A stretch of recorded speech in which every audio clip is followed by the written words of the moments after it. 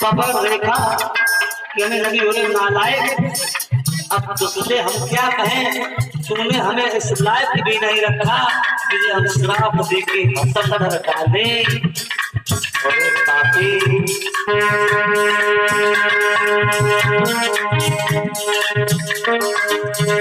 यदि प्यार किया करे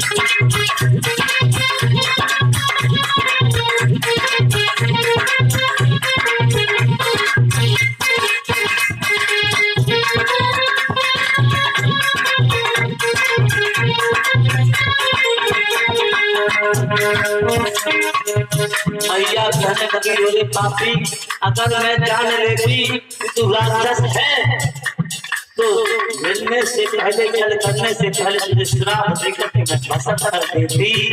बोले नालायक,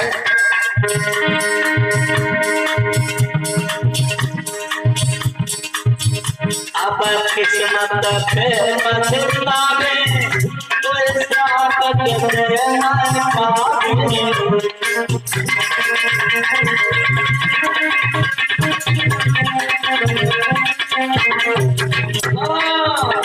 अपने समत पे पछतावे तो श्राप देने के पावे।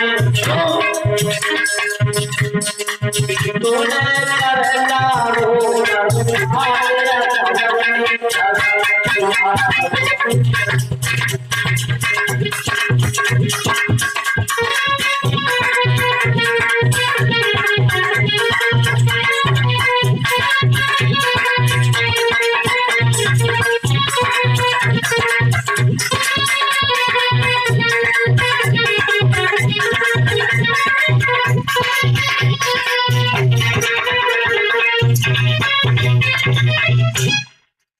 जवाब दिया, ओरे पापी, तूने हमें उस लायक नहीं रखा जो हम तुझे श्राप दे डाले। तूने हमारा धर्म बिगाड़ दिया, पतिव्रत धर्म छीन लिया।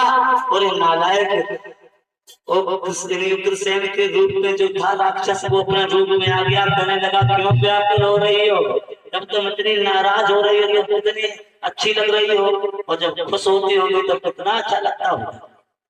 अरे तुम्हारे कोई संतान नहीं थी, इसलिए मैंने तुम्हारे साथ ऐसा काम किया है। तुम्हारी संतान होगी। अपन देखा, कहने लगी संतान तो होगी, लेकिन तेरे जैसी कुत्ता होगा, तेरे जैसा राक्षस होगा।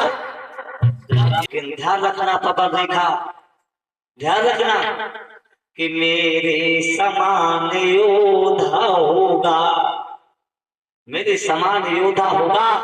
और समझा करके वो कहने लगा, सुनो रानी, व्याकुल मत हो कि मेरे समान योद्धा होगा, बस कोई जीत न पाएगा।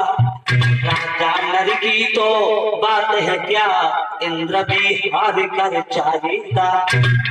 राजा नर की इंसान की औकात नहीं है, जीत जाए इंद्र भी हार के चला जाएगा। पर ध्यान रहे महारानी, गौ महात्मा और ऋषियों को बहुत सताएगा, लेकिन अंत में स्वयं से मारने के लिए भगवान को आना पड़ेगा इस भूतल पर। भगवान के हाथ में स्वयं। महारानी कहने लगी क्या करें। अब महारानी वहां से चली, और जब चली और जैसे सखियों के बीच में आई, एक सहेली कहने लगी, कहो बहन कोई क्या बात है, हरिओम।